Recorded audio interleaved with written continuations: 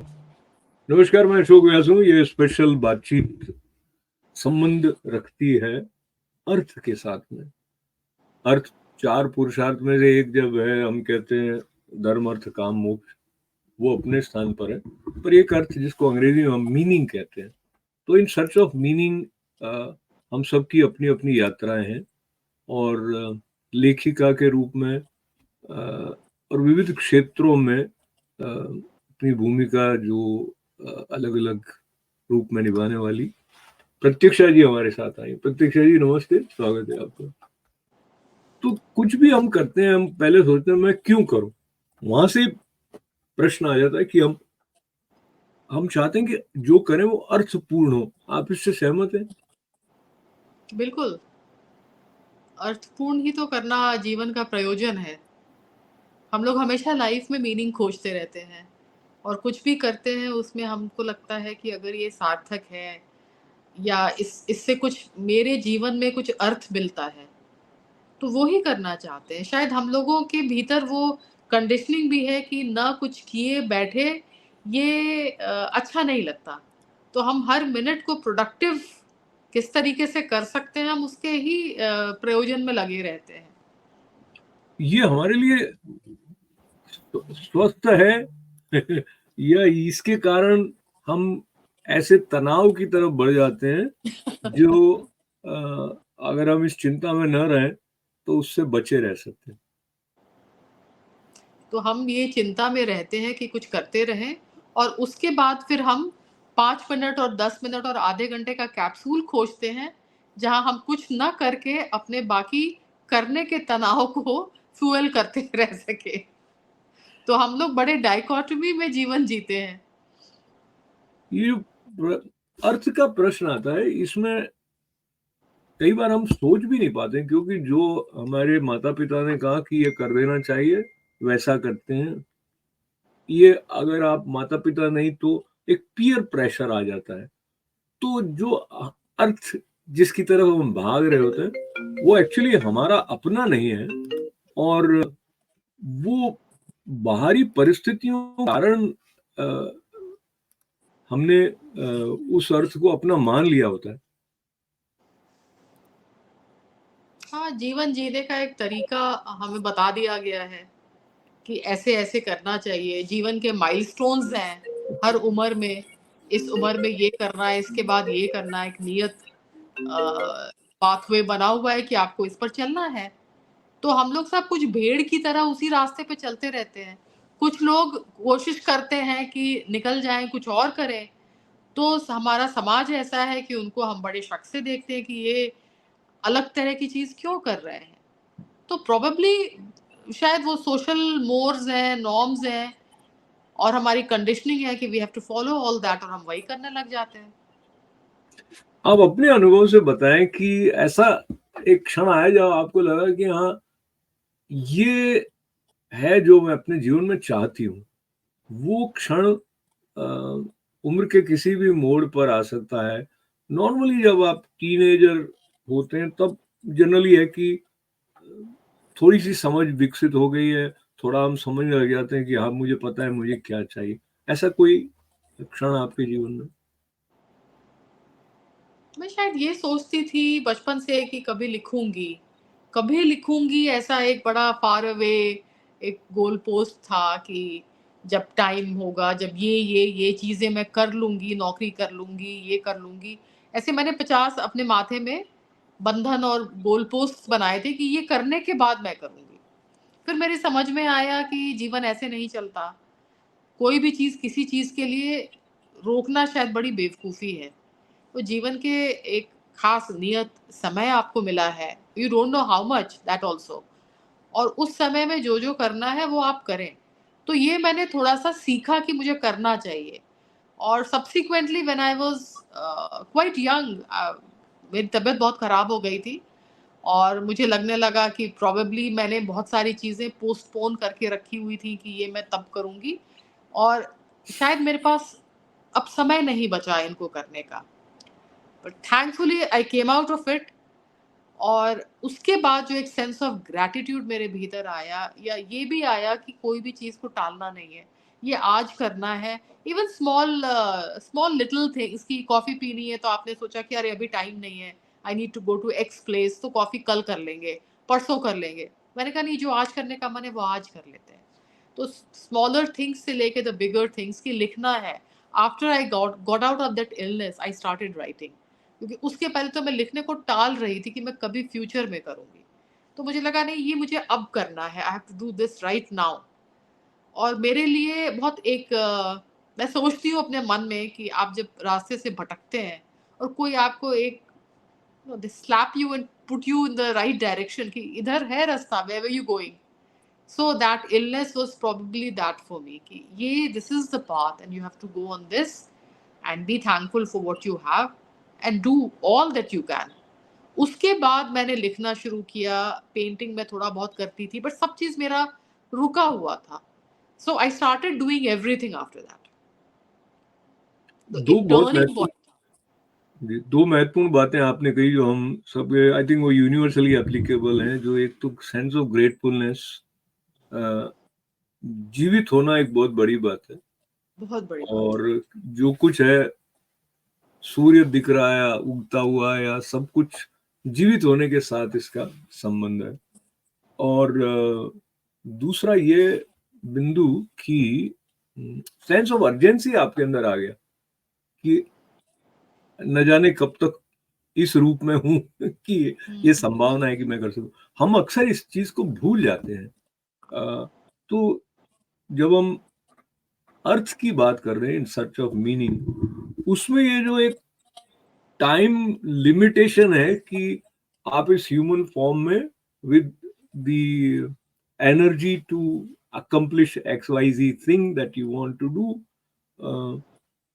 ये इसको चैलेंजिंग बना देती है, एडवेंचरस बना देती है, इंटरेस्टिंग बना देती है। But at the same time कभी कभी इसको लेके एक डर जैसा हमारे अंदर आ जाता है कि क्योंकि हम देख रहे हैं बहुत लोग चले जाते हैं। तो ये बताएं कि जो जीवन का अर्थ है, उसमें जो मृत्यु का बोध है वो कैसे प्ले उसका रोल रहता है? शायद हमारे डीएनए में वो चीज़ इनबिल्ट है कि अ, मृत्यु से आप डरे भी और आप भूले भी रहें। तो हम सब ऐसे जीवन जीते हैं जैसे मृत्यु हमारी कभी आनी नहीं है। और मैं कई बार इस पे बहुत मैंने सोचा है कि कितना ये एक the only reality, the only truth is कि हम एक दिन मर जाएँगे। और द मोमेंट ये चीज़ अगर आप सोचने लगते हैं तो you will not be able to do anything. ना आप घर बनाएँगे, ना शादी करेंगे, ना बच्चे पैदा करेंगे, ना बाकी मटीरियल अचीवमेंट्स है, क्रिएटिविटी है। ये दुनिया, humans have evolved so much ना, एवरी व्हिच वे कितनी इन्वेंशंस हुए। तो ये सारे बहुत बहुत सालों से होते रहे, एक के ऊपर एक हमने चीज़ों को इन्वेंट किया या डिस्कवर किया, और दुनिया आज जिस स्टेज में हम देख रहे हैं टेक्नोलॉजी के लेवल पे या कुछ और भी, वो सब कुछ नहीं होता अगर हर कोई यही सोचता कि कल तो मुझे मर जाना है। तो ये जो भुलाए रखना कि मृत्यु आएगी, उसको हम भूल जाते हैं। तो ये जो माया में धंसे रहने का जो एक एलिमेंट या जो कीड़ा हमें दिया गया, वो एक वरदान है। वो नहीं होता तो हम भय में जीते। अपने जीवन का हर पल हम भय में जीते और हम कुछ नहीं कर सकते। अगर मुझे बता दिया जाए कि 2 घंटे सिर्फ़ आपके पास है, मैं उस 2 घंटे में कुछ नहीं कर पाऊँगी। लेकिन मैं तो ये मान के चलती हूँ कि मैं अमर हूँ, मैं तो पता नहीं कब तक ज़िंदा रहूँगी और मैं सारी चीज़ें करूँगी। और हर इंसान यही महसूस करके सारी चीज़ें करता रहता है। हम पता नहीं फ्यूचर में कितनी चीज़ें हमने प्लान की होंगी, ऑल ऑफ अस, कि 4 साल बाद ये करेंगे, 10 साल बाद ये करेंगे, 20 साल बाद हमारा ये सब होगा, और उसी तरीके से हम प्लान करते रहते हैं। और ये कितनी सुंदर बात है। कितनी सुंदर बात है कि हम भूल जाते हैं और हम कुछ ऐसा करते रहते हैं जिससे कि अगर हम ना भी उसको भोगें, अगली पीढ़ी उसको भोगती है। And this has been the history of human evolution actually. तो दो तीन बातें, जिसमें एक तो कोई पेड़ लगाता है तो उसको पता होता है कि जब तक फल आएगा तब तक मैं नहीं यस। होऊंगा, आने वाली पीढ़ी, जो नहीं। आपने कहा। दूसरा, एक ऐसी कुछ कथा आती है जो मुझे ठीक से स्मरण नहीं है, पर वो क्या है कि पेड़ पर एक सांप ने एक बंदर को पकड़ रखा है और उस बंदर ने किसी और को पकड़ रखा है, या लेकिन वो ऊपर से शहद टपक रहा है तो वो उसको शहद उसके मुंह में आए इसका वो प्रयत्न कर रहा है, जबकि मृत्यु में भी है। लेकिन ये एक ये वाली बात। एक तीसरी संदर्भ जो मुझे याद है वो तो श्रीमद् भागवत जो है ग्रंथ, उसके लेखन के साथ में जो प्रारंभिक पृष्ठभूमि है, तो राजा परीक्षित को ये श्राप मिला है कि वो 7 दिन के अंदर अंदर ये तक्षक नाग आके उनको डस लेंगे। तो प्रश्न ये शुरू होता है जो हम कर रहे हैं, मीनिंग वाली बात, कि 7 दिन है मेरे पास में, तो वो सब संतों से या विद्वत जनों से पूछते हैं कि the best possible use of these 7 days that I have now available for me, वो क्या हो सकता है।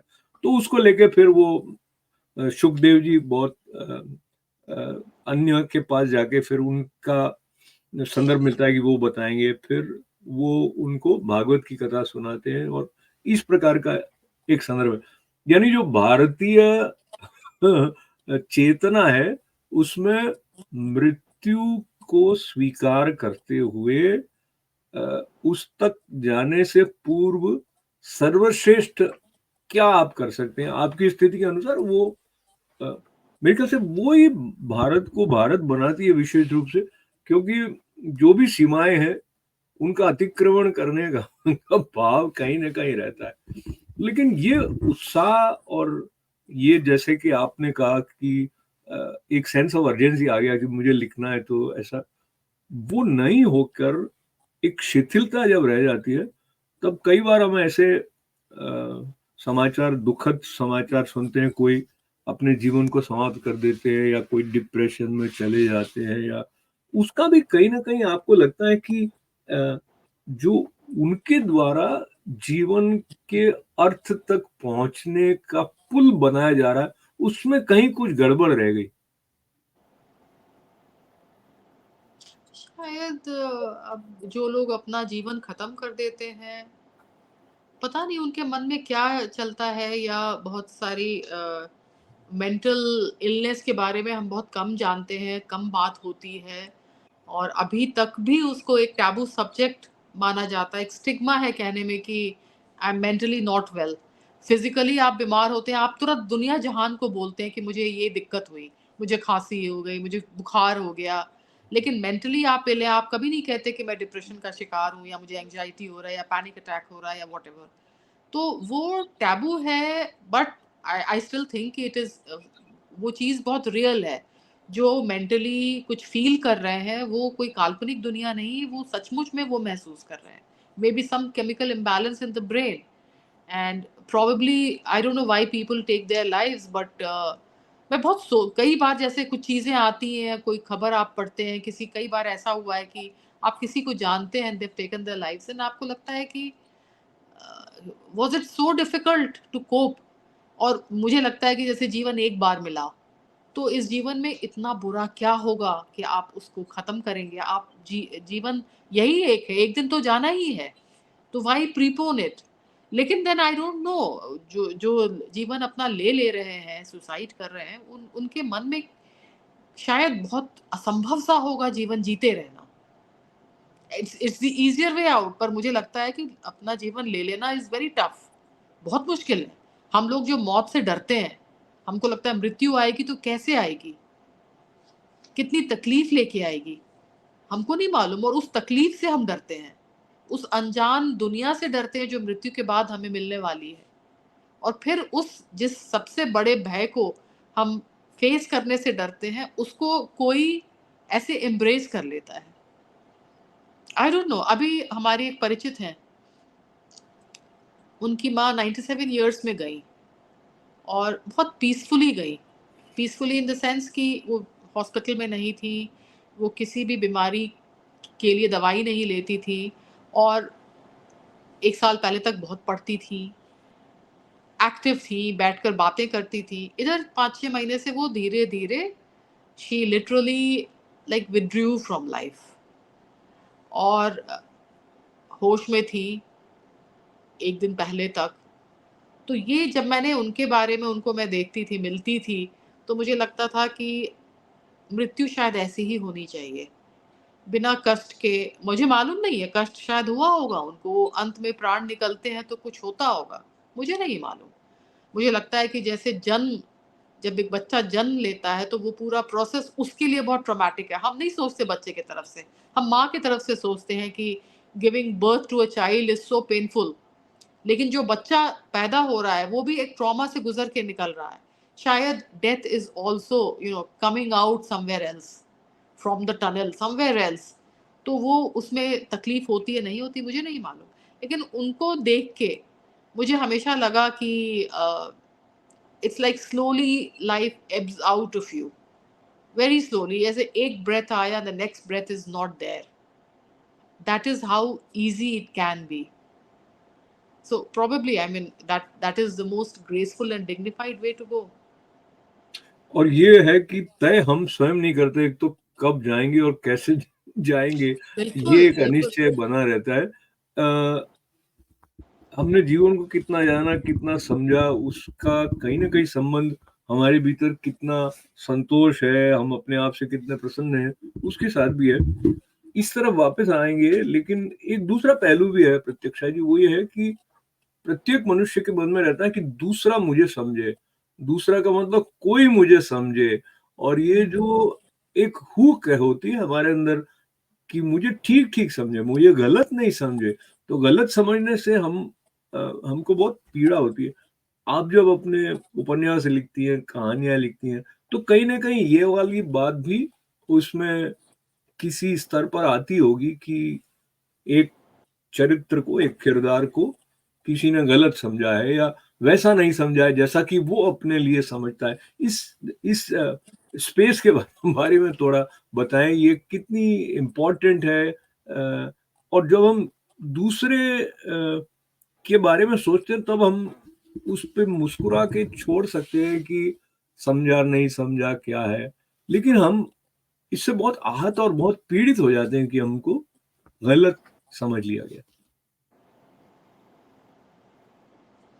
ये तो है हमारी, जितने हमारे आसपास जो हमने एक जाल बनाया है अपने दोस्तों का, अपने प्रिय लोगों का, रिश्तेदारों का, सब जगह हम कॉन्स्टेंटली हम चाहते हैं कि बिल्कुल कोई मेरे मन के भीतर घुस के मेरी दुनिया को वैसे ही देखे जैसे मैं देख रही हूँ।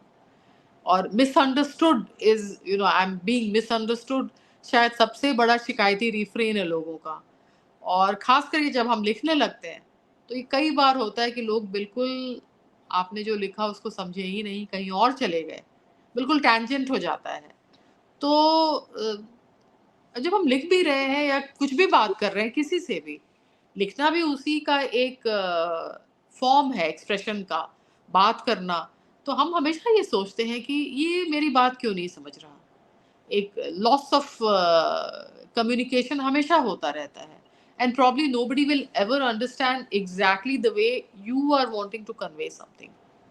एंड इसमें तो मैं ये भी ऐड करूंगी कि कभी कभी हमको खुद भी नहीं मालूम होता कि हम क्या बोलना चाह रहे हैं, हमारे मन में क्या चल रहा है। प्रॉबेबली आज जो मैं कह रही हूँ कल मैं सोचूंगी कि what useless thing I was talking that day. लेकिन आज के दिन में मुझे सबसे मानीखेज बात वही लग रही है। तो जब हम अपने आप को कई बार नहीं समझ पाते, अपने आप, मेरे अपने खुद के इंटेंशंस को मैं बहुत क्लैरिटी से आर्टिकुलेट कई बार नहीं कर पाती, तो मेरी जो ये आकांक्षा है कि दूसरे मुझे सब समझ लें या मेरा लिखा को वो उसी तरह से समझ लें। Although when I am writing, I am trying to create a world जिसमें मैं पाठक को हाथ पकड़ के मैं ले आ रही हूँ कि चलो मेरे साथ, अब मैं तुमको इस गली में लेके जा रही हूँ, मैं इस घर में लेके जा रही हूँ, ये दरवाजे मैं खोल रही हूँ, please come and see, feel what I am feeling. लेकिन वो बहुत रेयरली होता है। अगर वो 10%, 20%, 30% भी होता है तो यू आर हैप्पी कि इतनी बात तो कोई समझ गया। And that shared space, that shared mental emotional space is something so precious.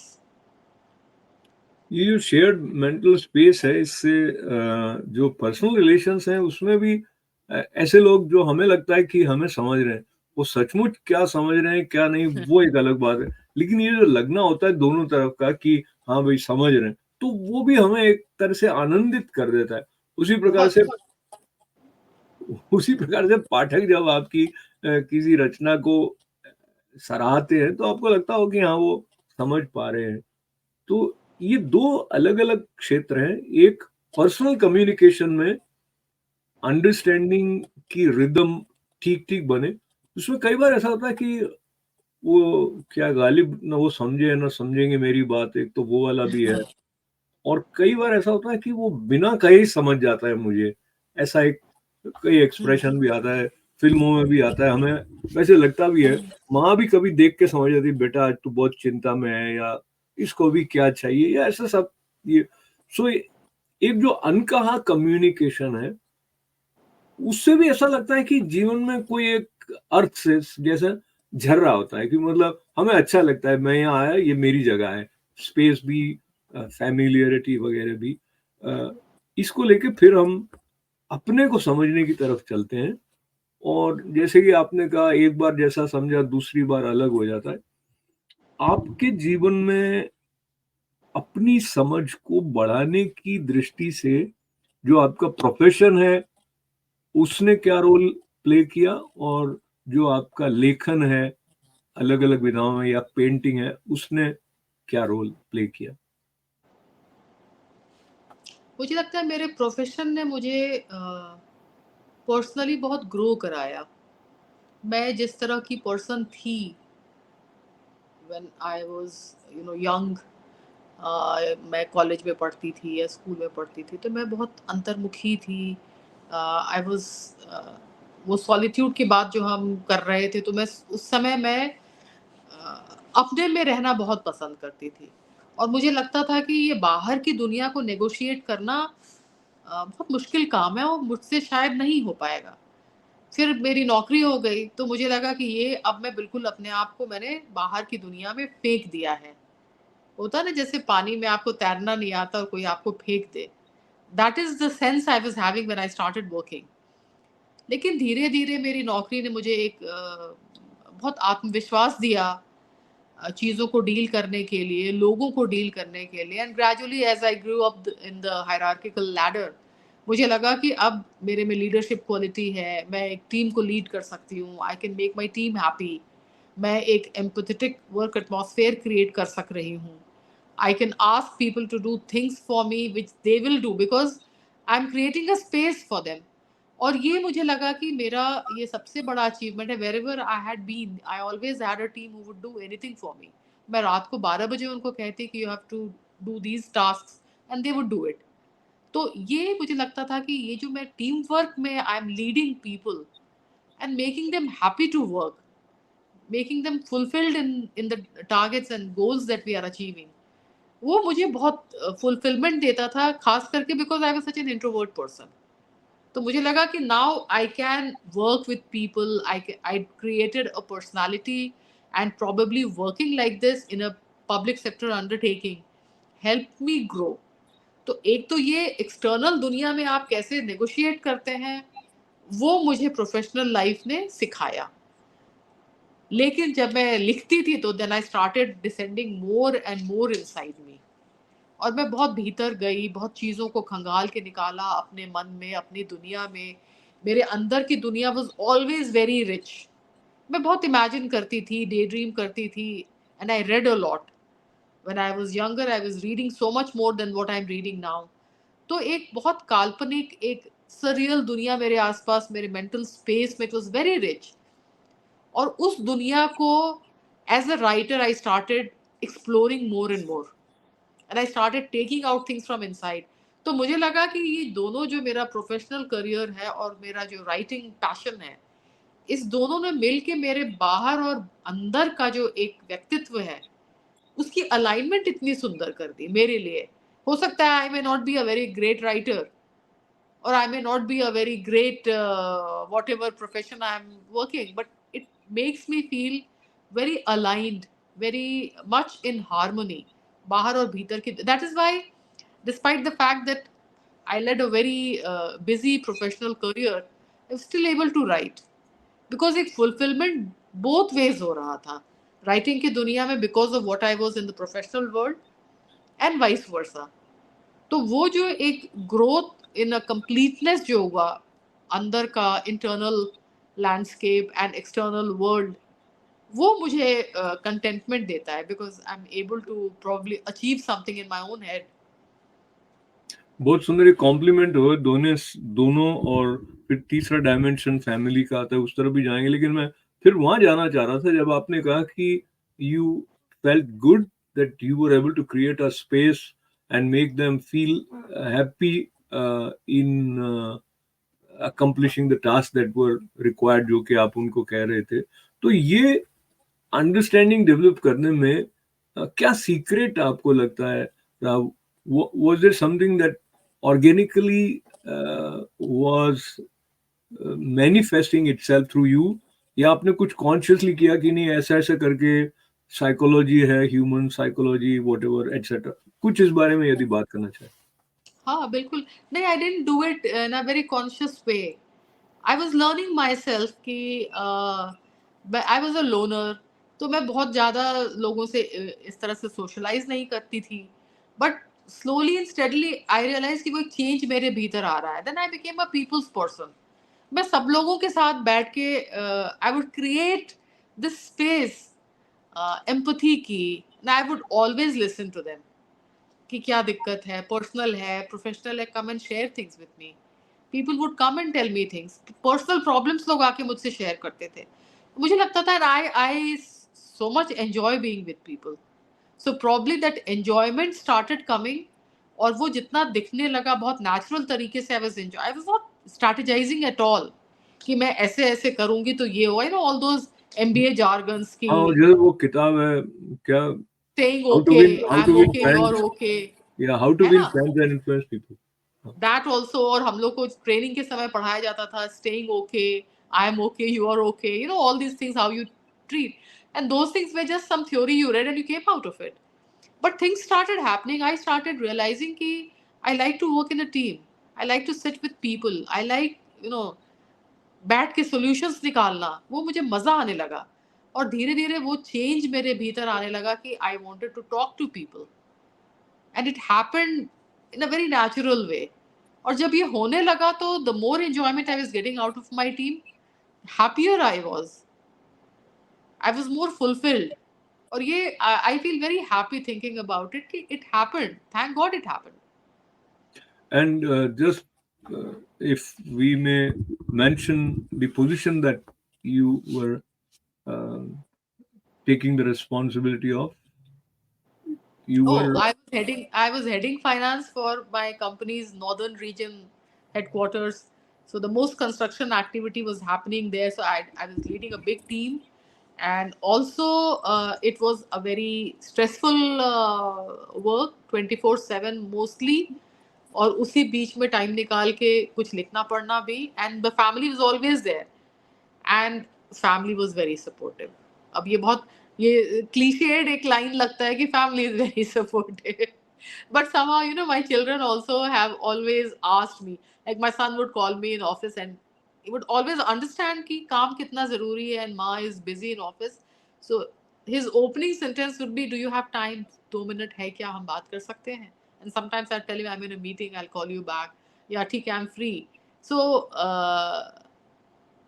my children understood the importance of my work, and that happened also because of my husband, because he would tell, even जब मैं लिखती भी थी तो it always tell कि don't bother mama right now, she is writing.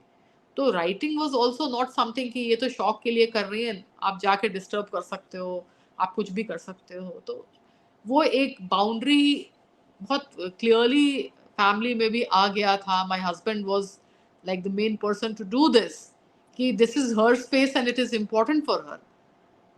ये जो चीज़ create हुई, और शायद मेरी बैलेंसिंग भी ऑफिस और लिखने की इस तरह से हो पाई। And nothing is like 100% perfect. There would be, instances where बच्चे भी कभी नाराज हो रहे हैं, कभी मैं भी नाराज हो रही हूँ, कभी संतोष, my husband would get annoyed. Things were, but then we were all of us like doing this and coming out of it, and we were able to create an equilibrium. चीजें धीरे धीरे, like initially थोड़ा tussle होता था कि कौन क्या करेगा, कैसे देखेगा, and gradually things fell in place. with demarcated spaces and time for everything, and that was wonderful.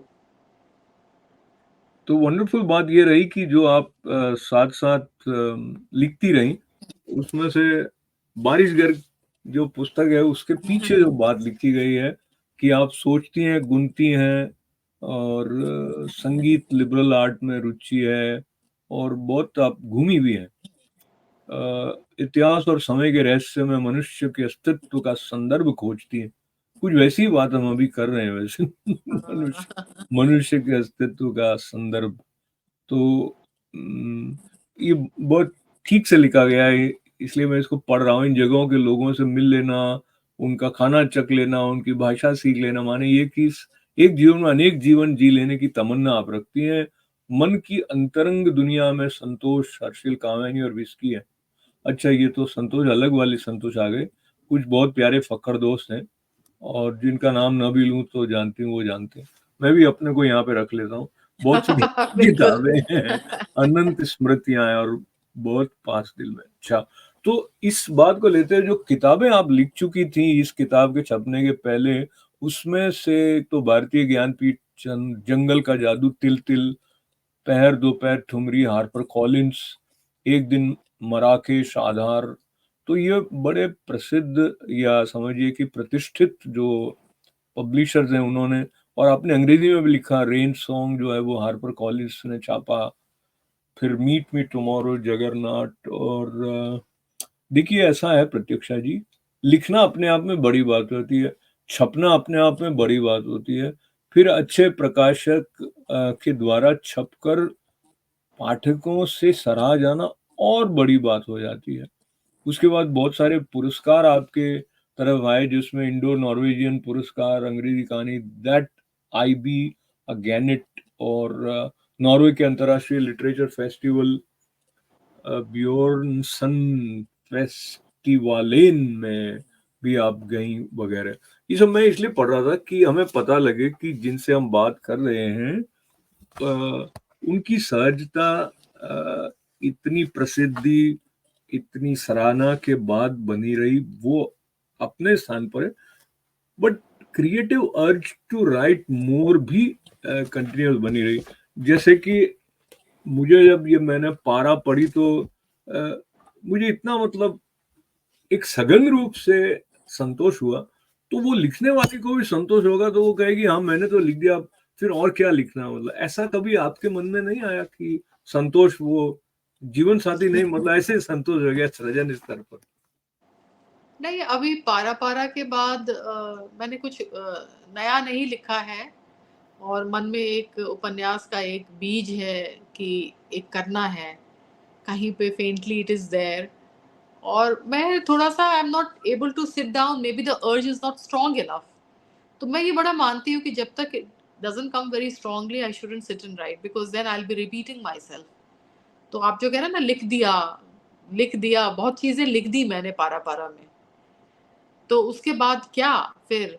तो जब तक कोई नई चीज मेरे मन में नहीं आती है, तो it's better not to write. ये मैंने बहुत क्लियरली अपने मन में सोचा हुआ है कि I not let this be a pressure कि मैं नहीं लिख रही हूँ। When it will come I will write. तो वो एक सीड है, प्रोबेबली 1-2 महीने में कुछ बैठूंगी लिखने, कोई नई चीज लिख पाती हूँ तो it will go ahead, otherwise I just dump it. तो अभी ये जो इन सर्च ऑफ मीनिंग वाली चर्चा को हम विराम की तरफ ले जाएं, उससे पहले एक तो औरों से मिलना भी मदद करता है अपने को जानने में। वो आपकी रचना के बारे में क्या कहते हैं, उससे भी कहीं ना कहीं थोड़े संकेत मिलते हैं आपके लेखन के बारे में, या अपनी किसी अ, उपन्यास के किसी पात्र के बारे में आप नए ढंग से देखते हैं जब कोई सवाल पूछता है। और आप इतने सारे स्थानों पर गई हैं, पारा पारा के बारे में या अन्य चर्चाओं के लिए कई शहरों में गई हैं, बल्कि कई देशों में भी गई हैं। कोई एक बात ऐसी है जो आपको लगा कि रिकरिंग होती रहती है?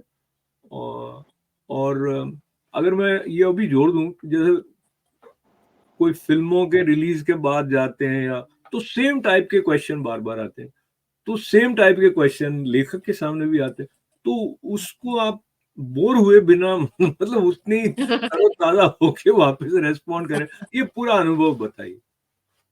नहीं, एक चीज़ तो कई बार लोग पूछते हैं कि ये आपकी अपनी कहानी है क्या? तो पारा-पारा में भी लोगों ने कहा था कि ये आपकी अपनी कहानी है।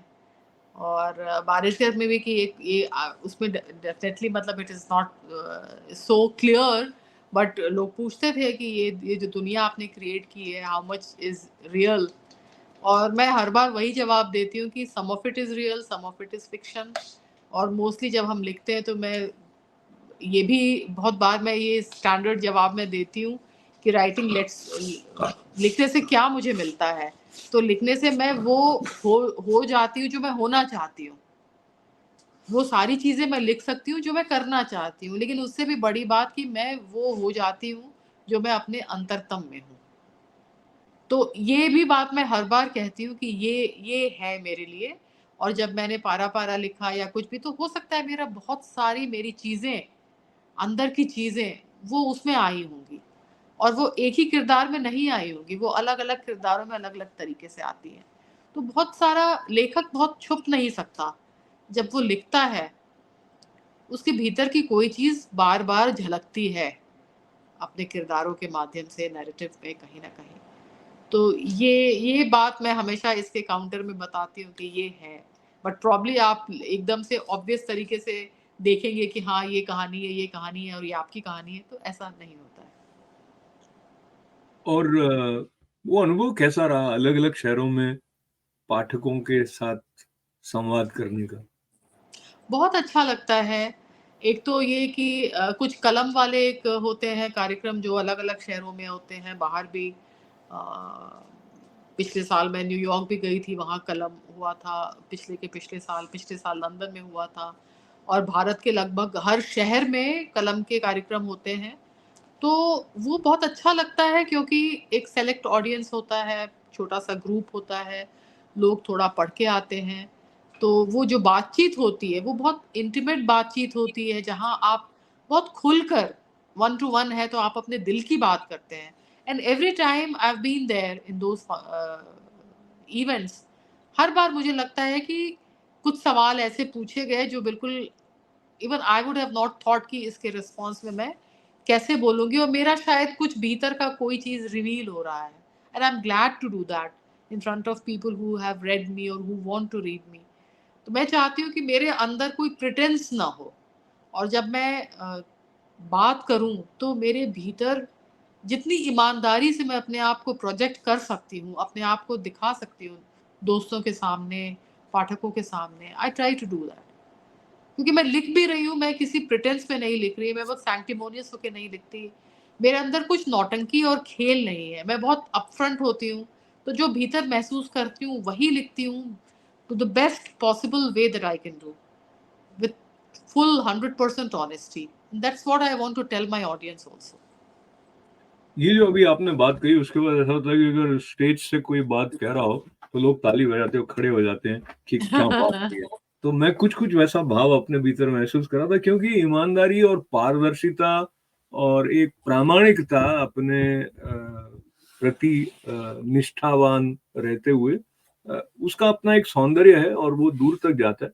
और हम बात को बिल्कुल समापन की तरफ ले जाते हुए जो हम मीनिंग की बात कर रहे हैं, इन सर्च ऑफ मीनिंग बात कर रहे हैं, वो अपने भीतर ही देखना होता है। वो बाहर के सब उपकरण हो जाते हैं या निमित्त हो जाते हैं, माध्यम हो जाते हैं। अभी जिस तरह के कालखंड में टेक्नोलॉजी के साथ हम हैं और एक जनरल क्लीशेड इमेज ऐसी हो गई कि जो यूथ है वो उतना इंट्रोस्पेक्ट नहीं करता है। आपका अपना अनुभव क्या कहता है? Is it true that the distractions which are on our doorsteps uh, with the help of this digital technology has taken away that sensibility, that sensitivity की introspection हो, या ये होते हुए भी बिकॉज वो एक इनेट नीड है ह्यूमन बीइंग की, और जो नई पीढ़ी है वो पुरानी पीढ़ी से कम इंटेलिजेंट नहीं है, तो वो भी उस प्रकार से अंतर्मुखता क्षमता के साथ में अपने होने के अर्थ को ढूंढने के प्रति गंभीर है। आपको क्या लगता है? नहीं, आप सही कह रहे हैं। हमारे समय में डिस्ट्रैक्शंस नहीं थे और खाली वक़्त में हम किताबें पढ़ते थे। इंटरनेट नहीं था, टीवी बहुत कम था और दुनिया बहुत एक तरह से सिंपल सादा तरीके से हम चीज़ों को करते थे। एंटरटेनमेंट के साधन भी लिमिटेड थे। अब डिस्ट्रैक्शंस इतने हैं, हम लोगों ने उस ज़माने में बहुत चीज़ें की अलग तरीके से, आज के दिन में हम लोग भी बैठकर क्या करते हैं? इंस्टा पे रील्स देखते हैं, फेसबुक पे रील्स देखते हैं, बहुत सारा समय हमारा मोबाइल फ़ोन पे जाता है। किताब पढ़ते हैं, 2 पेज पढ़ते हैं, फिर फ़ोन उठा लेते हैं कि वो जो फ़ियर ऑफ मिसिंग आउट कि कुछ हो रहा होगा, व्हाट्सएप पे कुछ हो रहा होगा, कोई नया मैसेज आ गया होगा, फेसबुक पर कुछ और हो रहा होगा, छूट रहा है हमसे। तो हम वहाँ जाते हैं। टेलीविज़न पे भी मैं देखती हूँ कि पहले 2-3 ही चैनल होते थे, हम उसी में खुश रहते थे। अब ऐसा है कि पचासों ओटीटी प्लेटफ़ॉर्म्स हैं और बैठ के देखने के लिए हम सर्फ करते रहते हैं। कोई चीज़ देखी 5 मिनट फिर निकल के किसी और चैनल पे चले गए, कुछ और देखने लगे और मन रमता नहीं है। तो ये तो हमारा जनरेशन जो हमने वो समय भी देखा, हम आज इतने डिस्ट्रैक्टेड हैं। तो जो नया जनरेशन है, पता नहीं आजकल क्या-क्या टर्म्स हैं उनके लिए, मिलेनियल्स हैं और क्या हैं, जेन ज़ी हैं। वो तो जीवन ही उन्होंने शुरू किया है इस तरह से। तो बड़ी दिक्कत है, it's very difficult for them to concentrate. 2 minute span रहता है सभी का अटेंशन का। तो उसमें ठहर कर अगर कोई बच्चा मुझे दिख जाता है जो कोई चीज़ कर रहा है जिसमें बहुत समय की माँग है, जैसे कोई क्लासिकल सीख रहा हो, संगीत या नृत्य, मैं बहुत बहुत इम्प्रेस्ड होती हूँ कि इस समय में भी ये बच्चा 3 घंटे, 4 घंटे, 5 घंटे रियाज़ कर रहा है। किसी भी चीज़ या कोई और चीज़ कर रहा है। कोई साइंटिफिक टेम्परामेंट का है तो वो उस तरह की दुनिया में जा रहा है। पर ऐसे लोग घटते चले जा रहे हैं। तो प्रॉब्ली ये हमारे समय का कर्स है। So we have got lot of blessings because of technology but also everything has a plus and minus. तो प्रॉब्ली आई थिंक ये भी एक फ़ेज़ है और जब हम थोड़ा-सा ट्रांज़िशन करके इस चीज़ को अंडरस्टैंड करेंगे, तो शायद फिर एक समय ऐसा आएगा when we will have more time to do things the way we used to do earlier. तो समय के साथ-साथ जो पहले आपने सोचा था कि जीवन ये है और जो अब लगता है उसमें बहुत बड़ा अंतर आ गया है क्या? पहले का मतलब जब प्रतीक्षा छोटी थी, अभी भी छोटी होंगी, लेकिन वो नहीं, मैंने तो बचपन में जो दुनिया सोची थी अपने लिए, वो दुनिया मैंने काफ़ी हद तक की, उसको सच किया। जो दुनिया मैं कल्पना में या डे ड्रीम्स में देखती थी, वो दुनिया कुछ बहुत हद तक हो गई। लेकिन अब मुझे लगता है कि वो सब एक्सटर्नल दुनिया थी। आपने मटीरियल चीज़ों को आपने सोचा कि ये बड़े होंगे तो ये करेंगे, वो सब कर लिया। अंदर भीतर की दुनिया को आपने कितना रिच किया। तो अब मेरा क्वेस्ट तो भीतर की दुनिया पे है। मटीरियल दुनिया में मुझे बहुत ज़्यादा इंटरेस्ट अब नहीं रहा। मुझे लगता है कि ये सब चीज़ें आपको बहलाने-फुसलाने के लिए तो बहुत सही हैं और वो बहलाने-फुसलाने फिसल जाने वाली दुनिया मेरी ख़त्म है।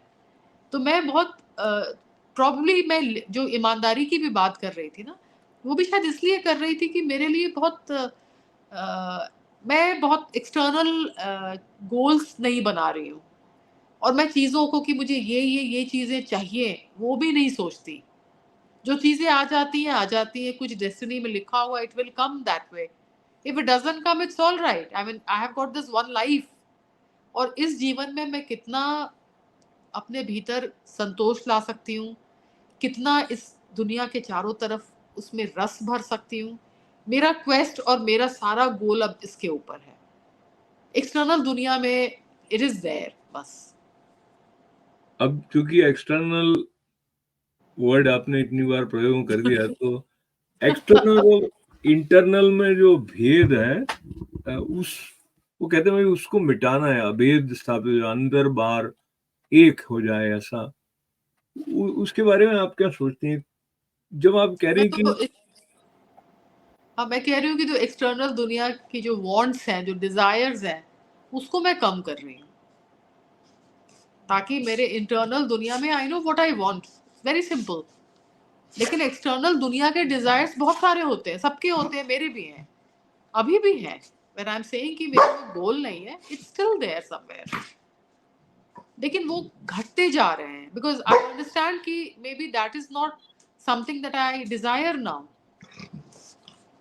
या उसको मिल जाने से खुशी भी ऐसी नहीं होती जो पहले होती थी।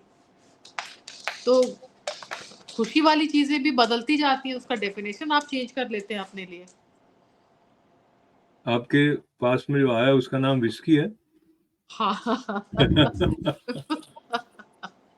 तो उसको लग रहा है वैसे कि बहुत देर से बात कर रही है ये, तो मेरी तरफ ध्यान नहीं दे रही है तो ये भी पुस्तक में आपने उसका नाम भी लिखा हुआ था, इसलिए मुझे भी ध्यान रहा कि मैंने जो आप अपनी कहते अगली किताब, जो कहानियों की किताब अभी इस साल आई है, वो किताब मैंने विस्की को डेडिकेट किया है। अच्छा। और इसलिए डेडिकेट किया है कि मुझे लगा कि जो एक जानवर आपके घर रहता है और आपका बच्चा बन के रहता है, तो आप जो एनिमल किंगडम है, आप सारे जानवरों से प्यार करने लगते हैं। और मुझे ये मेरी बेटी कहा करती थी कि कितनी अमेजिंग बात है कि वी आर को existing like this, humans and animals. तो वो बहुत बचपने में ऐसे बच्चे जैसी बात कहती थी, पर मुझे लगता था कि कितनी बड़ी बात उसने कही।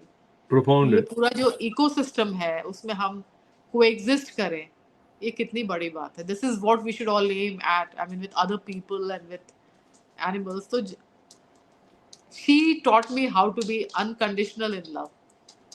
बहुत सुंदर। तो मुझे लगता है हम बिल्कुल सही जगह पर पहुंच गए हैं जब आप जीवन के अर्थ की बात करते हैं, इन सर्च ऑफ मीनिंग, ठीक ठाक जगह पर पहुंच जाते हैं तो सबके प्रति करुणा हो सहज हो जाता है, सबसे प्रेम हो सहज हो जाता है, और ये जो को एग्जिस्टेंस वाली बात है वो भी हमारा एक नेचुरल एक्सटेंशन जैसा ही लगने लग जाती है। तो एक और बात जो आपने अभी कही कि बाहर की खोज या बाहर कुछ प्राप्त करने की चाह न रहकर अंदर की खोज और अधिक तीव्रता से प्रारंभ हो जाती है, और जो टेक्निकल टर्म्स आ जाती है तो थोड़ा वैराग्य कहीं आ जाता है, और एक टेक्निकल वर्ड है तो साक्षित्व जैसा आ जाता है। आप थोड़ा लेकिन मैं तटस्थ होकर, वैराग्य की तरफ नहीं जा रही हूँ, मैं जीवन के रस की तरफ जा रही हूँ। देखिए जो मैंने कहा टेक्निकल टर्म है, और वैराग्य से हमको अक्सर भय लग जाता है, लेकिन जैसे मैंने सुना अपने गुरु जी के द्वारा, तो वैराग्य विशेष प्रकार का राग है, तो राग तो उसमें भी है। हमें लगता है सब छोड़ देना है, वो बात नहीं है, बल्कि और अधिक सौंदर्य जो जीवन का है वो हमारे लिए सुलभ हो जाए, ऐसी बात वो कहते हैं। अगर अगेन जो जैसे जैसे अनुभव में आता जाए, पर चलते चलते मैं आपका बहुत सारा आभार व्यक्त करते हुए मेरा मन रहता है कि जाते जाते आप टाटा करने के समय यदि कुछ और कहना चाहें तो उसका स्वागत। बस ये कि इस कोएग्जिस्टेंस में विस्की मेरे पास आ गई है और शी वांट्स मी टू पेट हर। तो जीवन यही ऐसा ही रहे, सादा, सरल और मीठा सबका। मैं यही उम्मीद करती हूँ सबके लिए। बहुत बहुत धन्यवाद प्रत्यक्षा जी। नमस्ते। नमस्ते। प्रत्यक्षा जी की विस्की ने उनके मॉनिटर को हिलाया पर ये हंसी बनी रहे कि कुछ भी हिलना डुलना जैसा भी हो, उथल पुथल हो, लेकिन मुस्कान रहे, हंसी रहे आप सबके जीवन में भी। नमस्कार। नमस्कार।